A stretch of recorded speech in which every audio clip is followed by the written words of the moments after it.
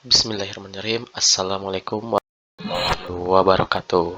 Oke, ketemu lagi dengan saya di channel NM Auto. Pada kesempatan kali ini saya akan sharing mengenai bagaimana tata cara mesin 4 langkah itu bekerja ya. Mesin 4 langkah itu bekerja. Di sini akan saya jelaskan melalui media simulator pada animasi bergerak ya. Semoga dapat menambah wawasan juga pengetahuan Anda semua yang menontonnya ya. Tapi sebelumnya jangan lupa like, comment, and subscribe-nya ya, biar channel saya lebih berkembang lagi. Oke. Di sini ada sebuah animasi yang bergerak ya, gambar yang bergerak di mana menunjukkan bagaimana sebuah mesin 4 langkah itu bekerja dalam satu siklusnya. Oke. Satu siklus itu di mana kenapa mesin ini disebut mesin 4 langkah? Karena kurang lebih bagian piston ini ya, bagian utamanya ini, piston ini 4 kali dia turun naik dalam satu siklus. Oke, dalam satu siklus itu 4 kali turun naik, kemudian menghasilkan 2 putaran dari bagian ini, oke, yang disebut dengan poros engkol, dan menghasilkan 1 kali usaha ataupun daya putar di porosnya. Oke, saya ulangi lagi ya, maksud mesin 4 langkah itu di mana 4 kali bagian piston ini atau torak ini turun naik ya, 2 kali turun, 2 kali naik, menghasilkan 2 kali putaran poros engkol dan menghasilkan 1 kali usaha. Itulah satu siklusnya. Oke, di siklus ini piston ini bergerak antara dia itu di TDC atau top dead center ya. Kita terjemahkan ke bahasa Indonesianya adalah titik mati atas. Saya ulangi lagi, TDC itu top dead center atau titik mati atas. Oke. Sedangkan bagian BDC ini atau bottom dead center atau titik mati bawah. Saya ulangi lagi, BDC ini adalah bottom dead center atau titik mati bawah. Oke, paham ya? Piston ini bergerak naik turun ya, ke atas ke bawah. Posisi paling poolnya itu TDC atau TMA atau titik mati atas atau TDC ya, top dead center. Kemudian pergerakan paling bawahnya adalah BDC atau bottom dead center atau titik mati bawah. Oke, semoga dapat dipahami ya. Nah, kemudian antara TDC dan BDC, oke, antara titik mati atas dan titik mati bawah itu yang disebut dengan langkah atau struk. Oke, atau struknya. Nanti struk ini untuk apa? Selanjutnya nanti akan saya bahas mengenai rasio kompresi ataupun perbandingan kompresi juga. Nah, nanti akan digunakan struk ini. Nah, selanjutnya komponen di mesin 4 langkah ini dia itu analoginya seperti kehidupan kita. Analoginya seperti kehidupan kita, di mana dia itu ada siklus pertama tuh pemasukan ya, pemasukan atau makan kalau di kita, kemudian proses pencernaan ya, pencernaan, dan kemudian sampai hasil dari makan dan mencerna itu harus kita gunakan menjadi sebuah usaha atau tenaga, di mana tenaga itu kita gunakan menjadi sebuah kegiatan yang bermanfaat dan bernilai juga. Nah, hingga akhirnya mungkin karena kita udah makan, udah mencerna, kemudian udah bekerja dengan biasanya, nantinya hasil dari pencernaan itu akan menghasilkan sisa. Maka di sini itu akan dibuang ke knalpot ya. Kalau kita mungkin ya pikirkan sendirilah kemana. Nah, ini kita jalur makannya, ini pembuangannya gitulah, untuk analogi sederhananya untuk mempermudah pemahaman kita. Oke, kita lanjut. Nah, ini kurang lebih konstruksi awal dari sebuah mesin 4 langkah itu dapat bekerja. dimulai dari bagian bawah itu crankshaft atau poros engkolnya, kemudian ada crank pin, kemudian ada connecting rod ataupun poros engkolnya, ada silindernya juga. Sebagai apa silinder ini? Tempat pergerakan dari pistonnya juga. Kemudian ada pistonnya terutamanya ya, itu ibaratnya jantungnya ya, jantungnya yang memompa-mompanya. Jantung dari mesin itu adalah piston ini. Oke. Kemudian ada di bagian silinder headnya dan unit-unit di silinder headnya. Nanti akan saya bahas lagi. Oke. Saya ingatkan kembali bahwa di mesin 4 langkah itu siklusnya itu 4 kali torak turun naik atau 4 kali piston turun naik menghasilkan 2 kali putaran poros engkol dan menghasilkan 1 kali usaha. Nah, pada bagian ini kita akan bahas bagaimana sih yang disebut dengan 4 kali torak turun naik. Oke. Yang pertama, kita lihat dulu. Oke, saya ulangi lagi. Nah, oke. Nah, ketika tadi piston bergerak dari atas ke bawah, ya, dari atas ke bawah, katup masuk terbuka dan piston bergerak ke bawah. Berbarengan dengan hal itu, ya, saya ulangi lagi, berbarengan dengan hal itu, maka karena pistonnya turun ke bawah, dia itu akan menghasilkan hisapan.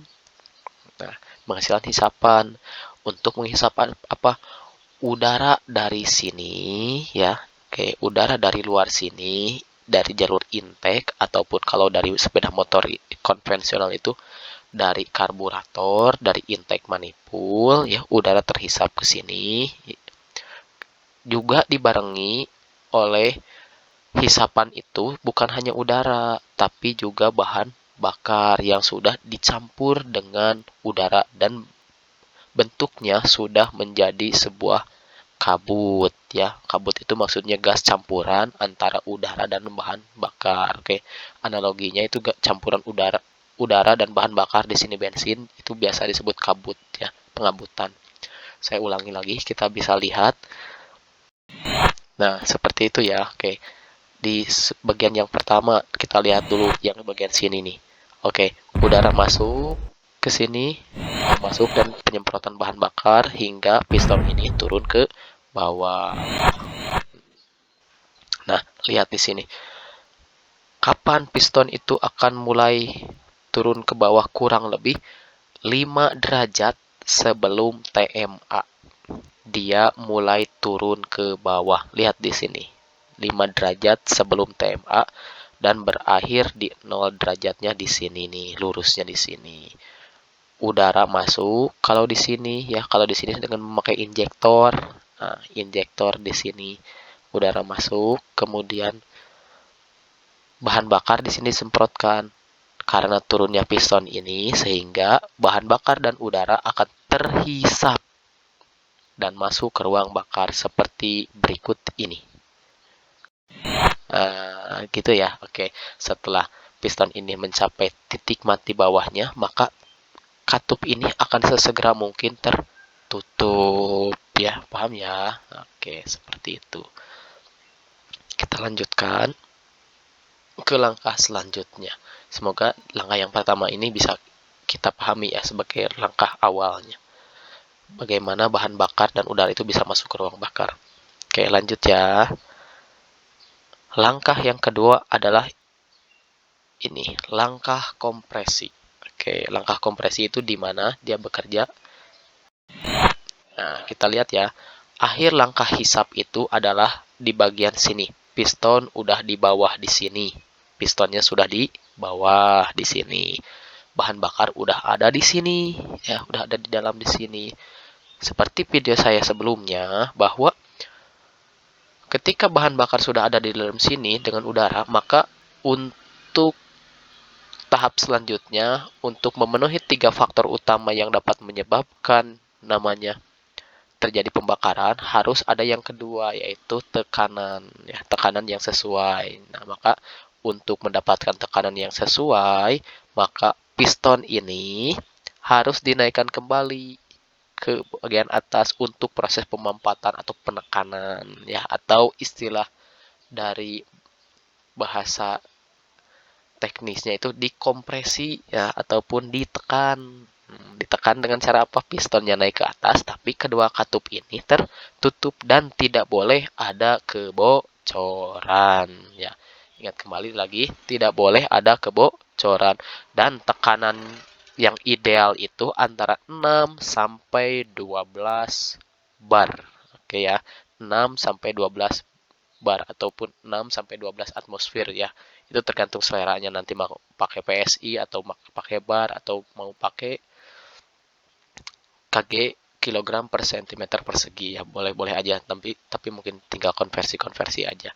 Nah, kalau saya lebih enaknya pakai bar 6 sampai 12 bar. Namun titik yang gampang menyala di mesin itu antara 8 sampai 12 baran. Nah, titik gampang menyalanya ya.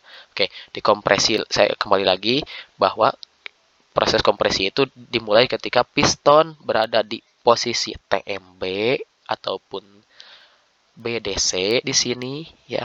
Bahan bakar sudah ada di dalam ruang bakar ini, kemudian piston akan naik lagi ke atas, tapi dengan syarat kedua katup ini tertutup supaya bahan bakar dan udara di sini bisa dimampatkan ataupun dikompresi. Oke, kita lihat. Nah, sampai sini. Oke. Bahan bakar dan udara karena proses kompresi menjadi panas ya, menjadi panas juga. Nah, suhunya naik juga. Nah, beberapa derajat sebelum langkah piston ini berakhir atau beberapa derajat sebelum TDC ya, beberapa derajat sebelum TDC, maka busi memercikan bunga api. Nah, itu makanya yang disebut ignition atau pembakaran. Di mana pembakaran itu, saya ulangi lagi, mendekati akhir langkah kompresi beberapa derajat sebelum langkah kompresi itu berakhir. Nanti untuk di sepeda motor itu umumnya di kisaran 10 derajat. Nah, kalau ada yang bertanya berapa derajat busi mulai memercikan bunga api, kisaran 10 derajat sebelum TDC ataupun 10 derajat sebelum TMA, maka busi akan memercikan bunga api. Nah, kemudian terjadilah pembakaran karena udah memenuhi 3 item pokoknya untuk terjadinya pembakaran ataupun mesin menyala. Pertama, bahan bakar tadi udah ada, kedua tekanannya udah ada, dan yang ketiga busi memercikan bunga api. Kita ulangi lagi ya, kita lihat lagi ya. Oke, sampai sini kita lihat. Nah, gitu ya. Saya ulangi lagi dari awal pemampatan di sini beberapa derajat sebelum TMA, kemudian busi memercikan bunga api dan terjadilah ledakan ataupun proses pembakaran. Proses pembakaran ini akan menyebabkan apa? Piston terdorong lagi dari TMA ke TMB. Oke, karena ada ledakan ya. Di sini kuat, di dinding-dinding ini kuat. Siapa yang terlemah? Titik terlemahnya yaitu di bagian piston ini. Nah, di bagian piston ini. Karena dia posisinya terlemah, ya terpaksa dialah yang harus mengalah ya. Karena apa? Karena ledakan tadi. Saya ulangi lagi, proses ini ya mendekati akhir langkah kompresi kisaran 10 derajat sebelum TMA, maka busi memercikan bunga api. Dan terjadilah ledakan seperti di animasi ini ya. Oke. Karena terjadinya ledakan tadi ya, akibat dari ledakan tadi piston bergerak dari TMA ataupun TDC menuju BDC atau TMB ya. Oke, menuju TMB. Nah, langkah akibat proses pembakaran tadi, pergerakan piston dari atas ke bawah ini tadi namanya itu langkah usaha. Saya ulangi lagi. Nah, udah ledakan kayak tadi, ulangi lagi. Sesudah ledakan seperti ini. Nah, ini yang disebut dengan langkah usaha. Apa itu langkah usaha? Adalah langkah atau langkah usaha ataupun langkah ekspansi adalah langkah di mana hasil dari proses ledakan ataupun pembakaran akibat bahan bakar dan udara yang sudah dimampatkan dan diletikan bunga api di dalam ruang bakar, sehingga namanya itu adalah langkah usaha atau langkah ekspansi di sini, atau combustion atau pembakaran ya. Nah, selanjutnya karena bagian piston ini sudah mendapatkan ledakan dan sisa ledakan itu lumayan kuat ya. Ledakan itu lumayan kuat sehingga pistonnya bergerak ke bawah. Tapi ingat, di bagian sini itu ya, di bagian poros engkol itu dia itu bentuknya berputar ya, untuk mengkonversi antara gerak translasi dari atas ke bawah, gerak translasi ya, gerak naik turun, gerak translasi itu akan dirubah nantinya, disambung lagi, dirubah menuju stang piston dan akan dirubah menjadi gerakan putar atau gerak rotasi. Ingat, dari gerak translasi akan dirubah menjadi gerak rotasi. Gerak rotasi ini gerak berputar. Gerak putar ini. Nah, kembali lagi.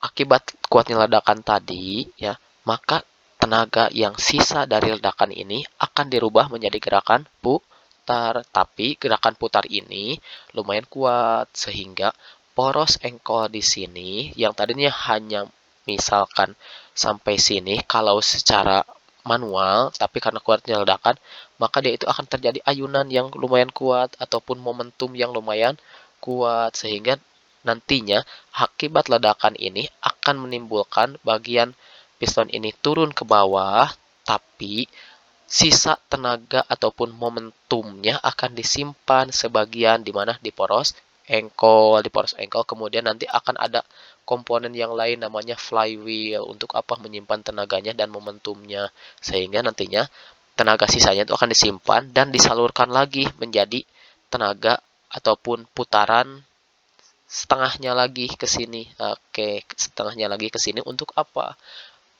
Untuk melanjutkan siklus selanjutnya, yaitu langkah hisap ya.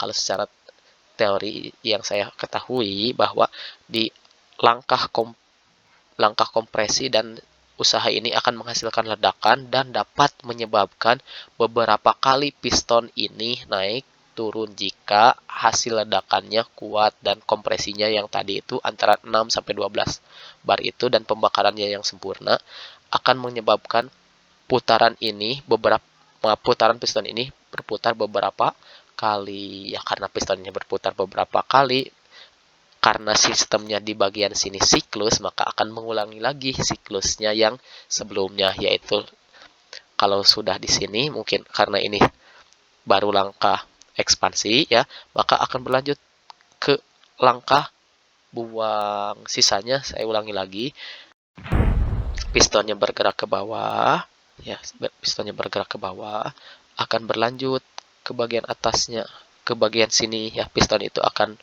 karena ini poros engkolnya berputar, maka bagian piston ini akan bergerak lagi ke atas. Nah, langkah selanjutnya adalah langkah buang ya.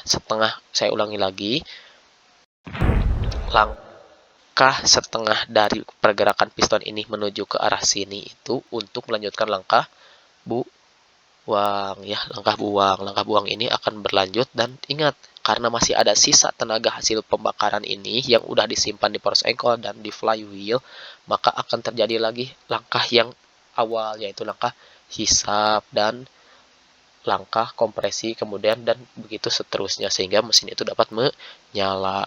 Semakin banyak udara dan bahan bakar yang masuk, maka semakin besar juga ledakannya. Maka dan di sana itu ketika tanpa ada trouble, maka mesin itu akan tetap menyala selama bahan bakarnya masih tersuplai dengan baik dan kondisi mesinnya terawat dengan baik. Nah, itulah cara kerja mesin 4 langkah pada motor bensin ya. Saya ulangi lagi ya, di langkah buang ini di langkah buang ini adalah langkah di mana torak bergerak lagi naik ya.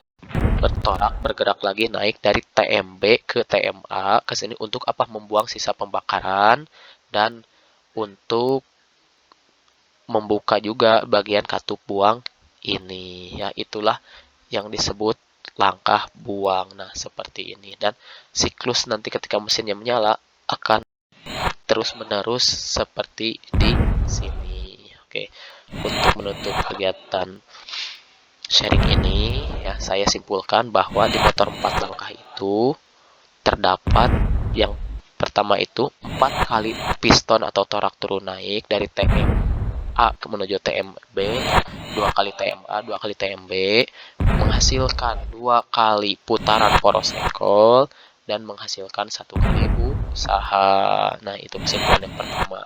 Kedua, ya, yang kedua, di bagian sini karena pergerakannya itu 4 langkah, maka ada langkah yang pertama itu langkah hisap, langkah kompresi, langkah usaha, dan langkah terakhir yang langkah buang. Yang telah saya jelaskan juga ya. Semoga video ini dapat bermanfaat untuk Anda semua dan saya juga terutama, kemudian dapat bermanfaat yang tadi ya, juga dapat di-sharing lagi ke orang yang lain. Oke, akhir kata dari saya sekian. Wassalamualaikum warahmatullahi wabarakatuh.